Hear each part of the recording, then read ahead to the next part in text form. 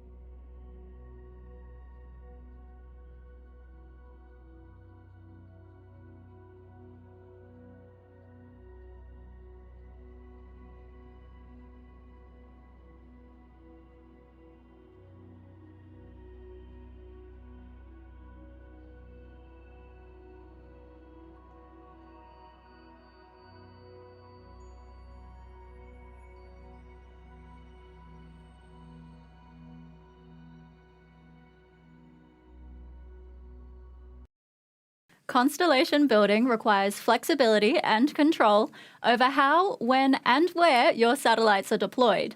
And that's a service we're glad to provide to BlackSky once again with today's latest launch. Alrighty, we are at T-minus 13 minutes in the countdown now. Let's get an update from the mission control team as when they run their go, no-go poll for today's launch. Our operators and mission control will soon report with a go or no-go depending on the readiness for launch. They will evaluate everything from the payload status and the rocket's environmental conditions to propellant tank levels and whether or not the skies will remain clear for liftoff. That's right, and from range control in Māhia, our operators there will report on the range's readiness and Launch Complex 1's ground systems to confirm the pad is ready for liftoff. All operators report up to the launch director in charge of operations, and today in mission control, our launch director is Julia Vembaka. Let's tune in now to the poll as that status update gets underway.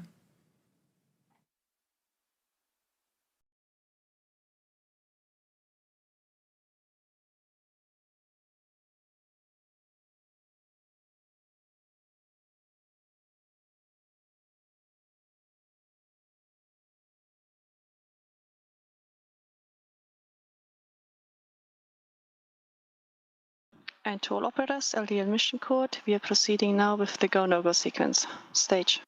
Stages go. Avionics. Avionics is go. GNC. GNC is go. Recon. Recon is go. T1. T1 is go. GC. GC is go. PLS. PLS is go. RSO. RSO is go. MET. MET is go. MM. MM is go. And LD sub. LD sub is go. The go-no-go sequence is complete. We are currently T-minus 11 minutes and 24 seconds and counting. We are go for the terminal count auto sequence at T-minus 10 minutes. From this time, the freebird procedure is in effect.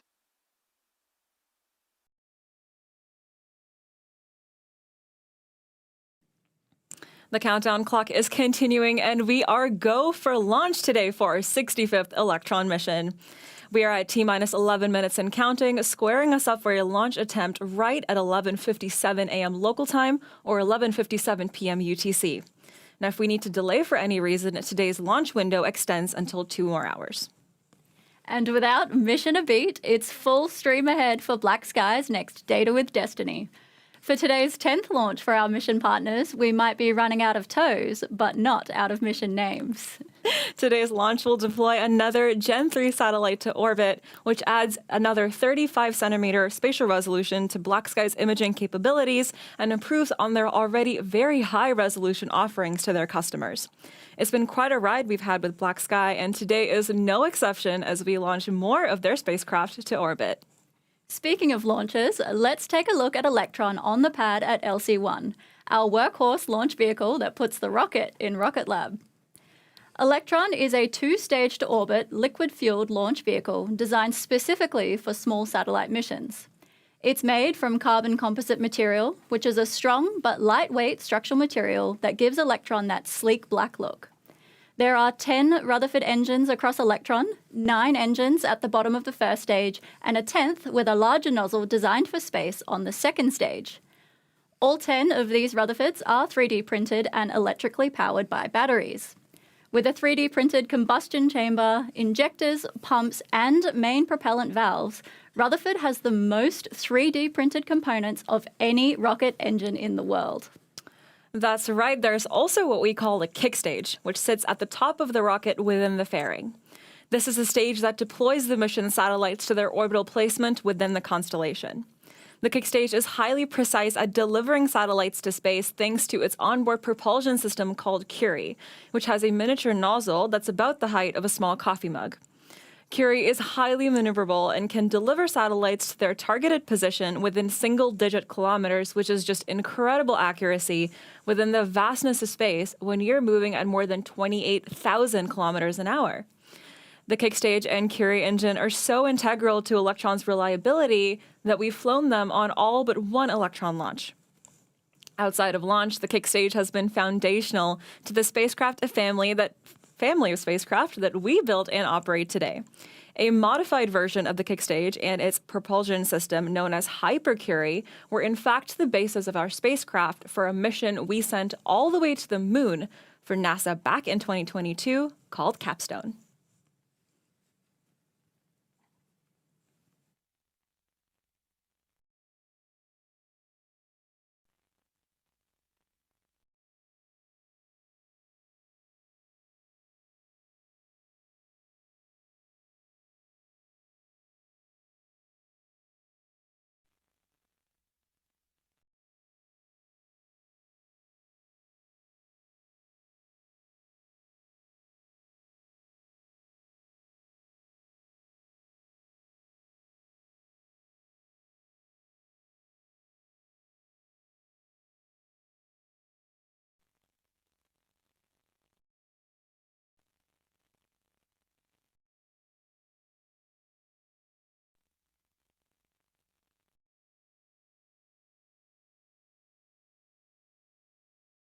"65 launches in, and we never get tired of checking out these views of Electron. We have now just 7 minutes left on the countdown clock. While we wait, let's check out the progress of our newest launch and landing pad under construction on the opposite side of the world in Virginia. Launch Complex 3 within the Mid-Atlantic Regional Spaceport on Wallops Island will soon be home to our medium-lift rocket Neutron. LC-3 is close to being finished ahead of our new rocket's debut launch later this year. Let's check it out. LC-3.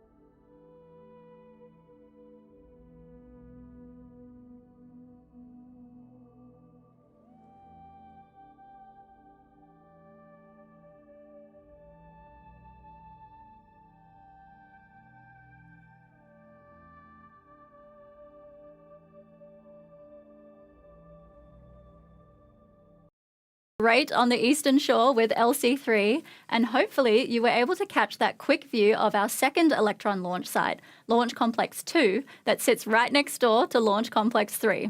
I can't wait for the day we have both pads activated and 2 rockets ready to go at the same time from Wallops Island, Virginia. That's the dream.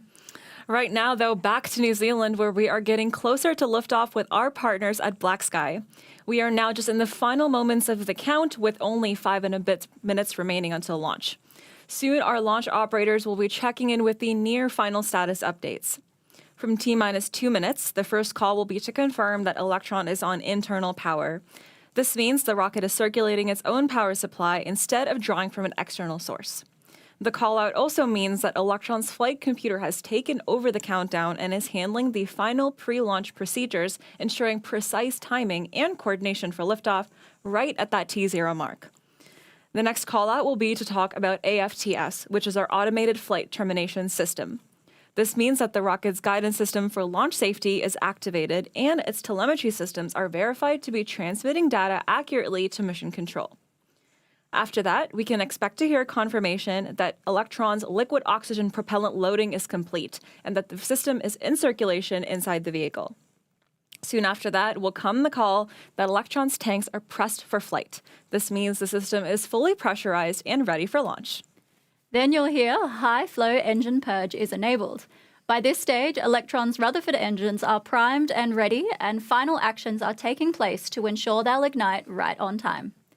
Next, the launch director will remind operators of our position in the countdown, usually at around 20 seconds to launch, before speaking again to count down to liftoff from T-minus 10 seconds. Then we'll be on our way to space for our 65th launch. All right, we're bringing up the audio channels now for Mission Control to listen into that countdown in real time, and we'll be back with you shortly after liftoff.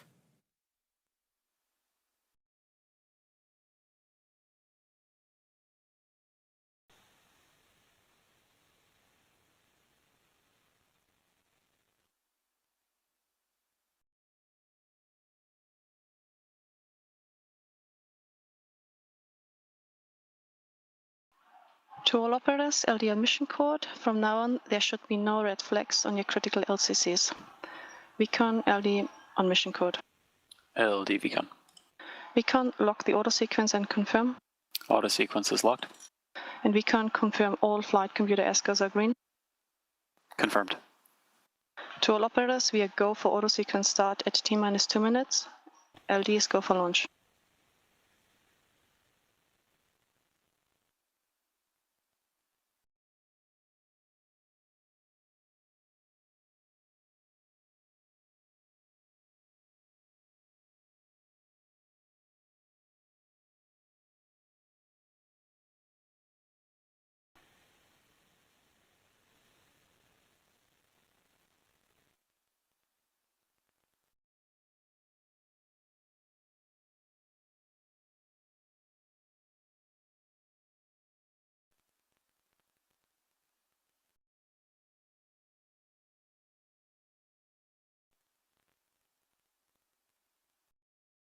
Vehicle is fully on internal power. AFTS is green and enabled for flight.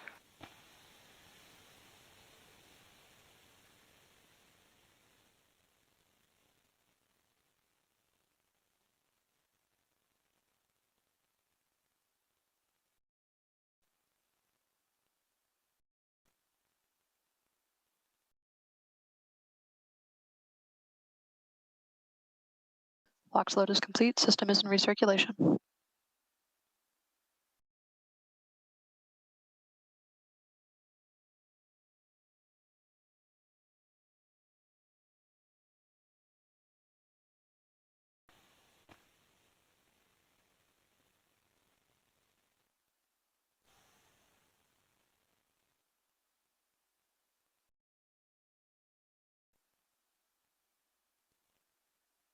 Anti-geyser is disabled.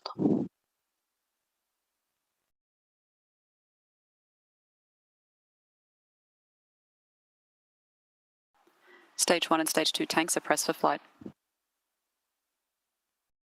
High flow engine purge enabled.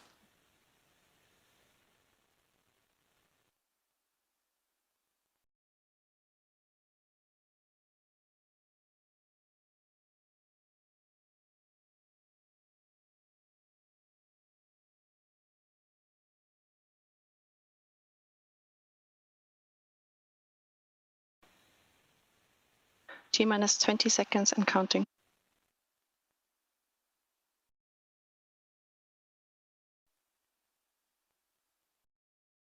10, 9, 8, 7, 6, 5, 4, 3, 2, 1.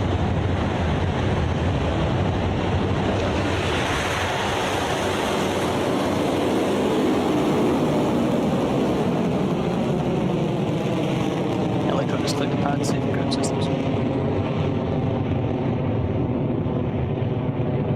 Beginning pitch over.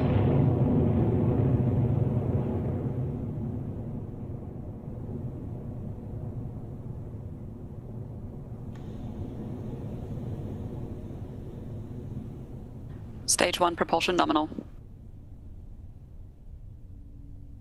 Electron is full stream ahead for its 65th launch.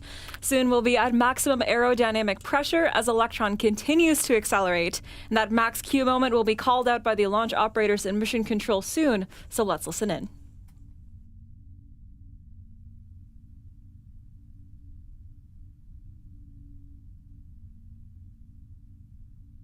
Electron is supersonic. Approaching max Q. High voltage battery discharge nominal.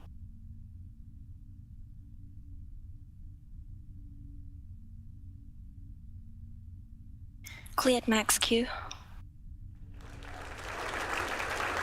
Confirmation from Mission Control, we have successfully cleared max Q and are on track to reach the next milestone, MECO, or main engine cutoff, in approximately 90 seconds. We are now travelling at 2,500 kilometres an hour and have reached an altitude of 22.8 kilometres and climbing. MECO on AOS Electron Chatham requires Island 3 critical actions to occur. Guidance is nominal. First, the 9 Rutherford engines on the first stage, which are currently powering Electron, will shut down as scheduled. Second, the first stage will disengage and separate from the second stage, falling back to Earth.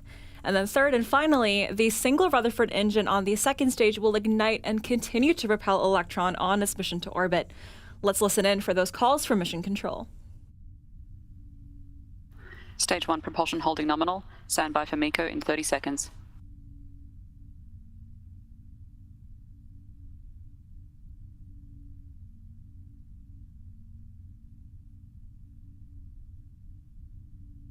"15 seconds to staging. Entered burnout detect mode.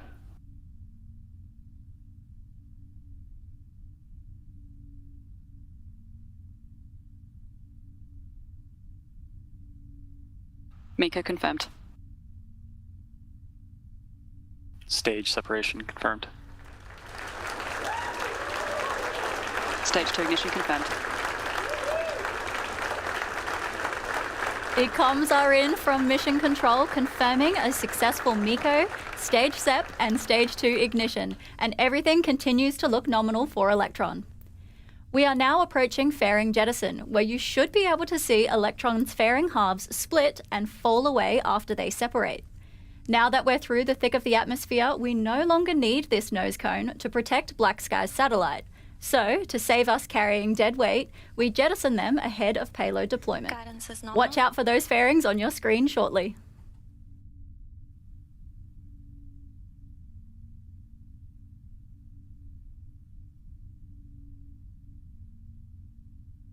Fairing separation confirmed.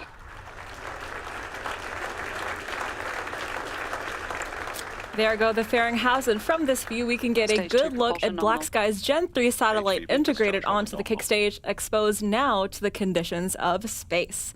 Looks like the BlackSky team wrote a welcome to space message on their satellite as well.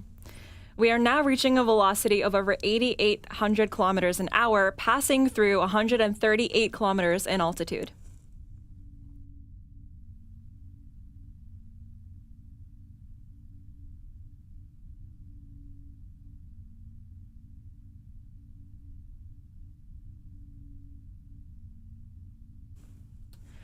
We've talked about how Curie is famous for its spot-on payload delivery, but what about the journey there? That's where our GNC, or Guidance, Navigation, and Control team, comes in. The GNC system onboard Electron processes a continuous stream of sensor data about the rocket's attitude or orientation, its altitude, and a whole bunch of other things right to the flight computer, which checks how far off we are from the planned flight path and makes tiny adjustments via the Rutherford nozzle positions and the Stage 2 reaction control thrusters. Stage 2 propulsion holding nominal.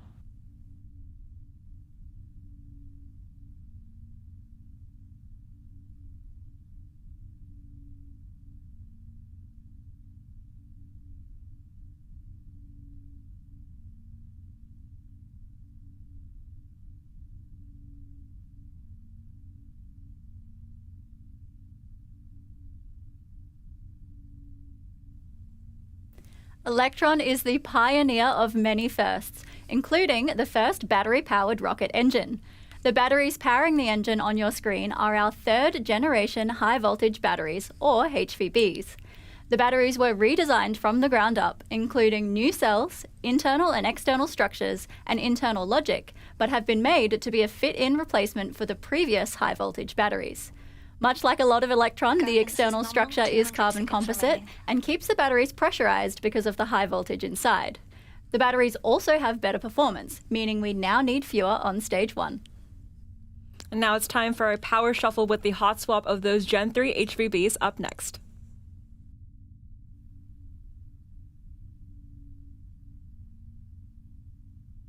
Throttling down. HVB discharge holding nominal, approaching hot swap in roughly 30 seconds.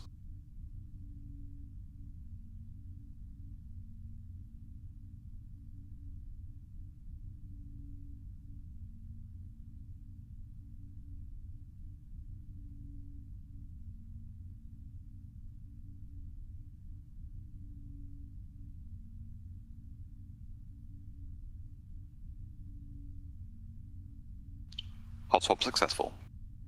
Battery jettison confirmed. Stage 2 Mission propulsion control holding there nominal. with confirmation of a successful hot swap. We are now 6 minutes and 48 seconds into the mission and traveling at 15,700 kilometers per hour. All is nominal for Electron and its Gen-3 payload.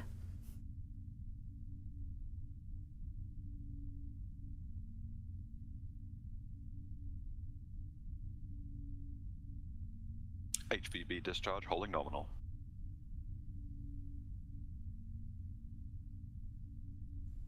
All right, AFTS T has plus 7 minutes and 16 seconds into the mission, and Electron is continuing at full stream.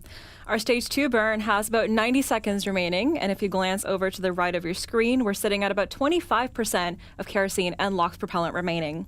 Right now, 25.8 kilonewtons of thrust are cruising us along at over 18,500 kilometers an hour, shortly bound for the orbital velocity number that we're looking for, right around the 28,000 kilometers an hour.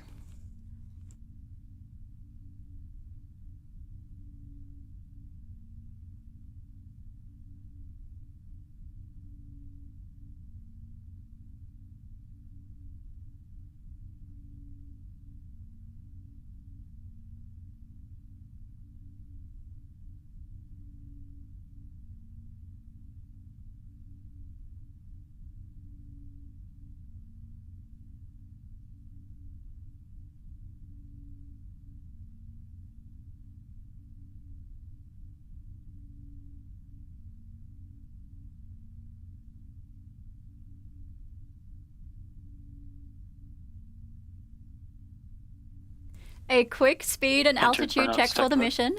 We are now reaching 23,000 kilometers per hour with an altitude of 205 kilometers and climbing. That means we're nearing the end of the second stage's journey with second engine cutoff on the horizon. During SECO, the single Rutherford engine will shut down, followed by the separation of the kick stage with its BlackSky payload into a transfer orbit. Let's listen out for that call now.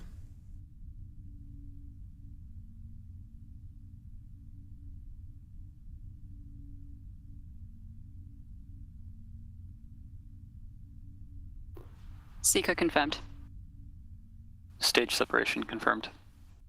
Nominal transfer orbit achieved.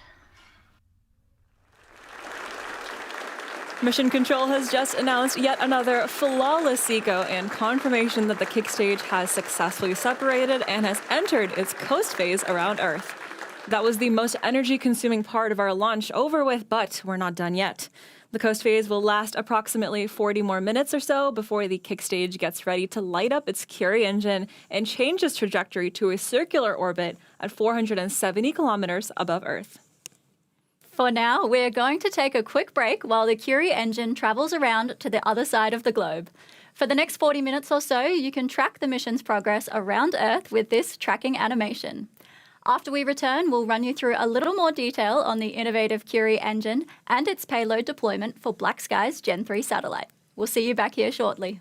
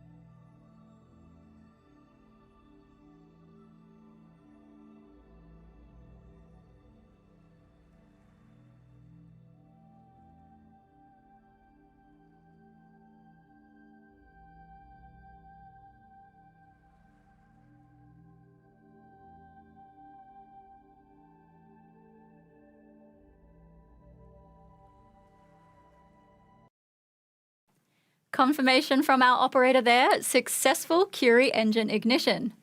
Now, the Curie burn duration is always an approximation, and that's because Electron is basically running itself. From T minus 2 minutes all the way up to payload deployment, the rocket is flying autonomously. Our extremely talented team programmed the flight computer to deploy the payload exactly where it needs to be.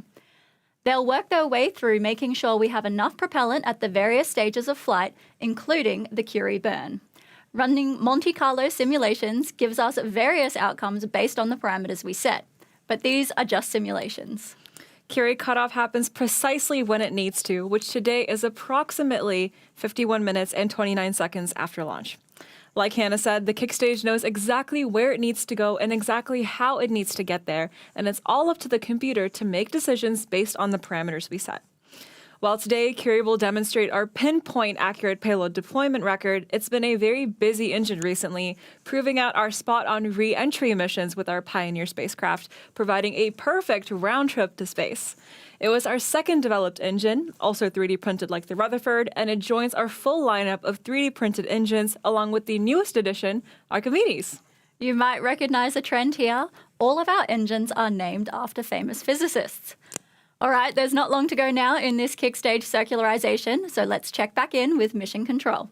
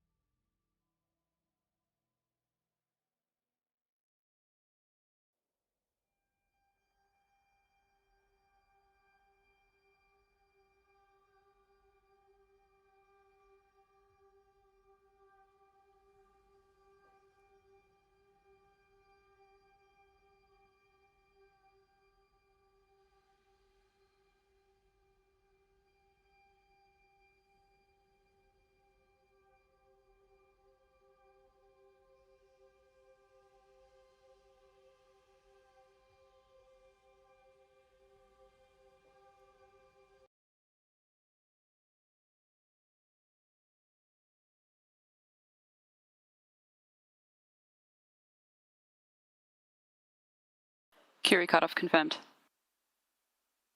Nominal final orbit achieved. There we go. Confirmation from Mission Control. Shutdown of the Curie engine means the payload deployment is up next. In around 30 seconds, we'll deploy the next Gen-3 satellite as part of BlackSky's Earth observation constellation.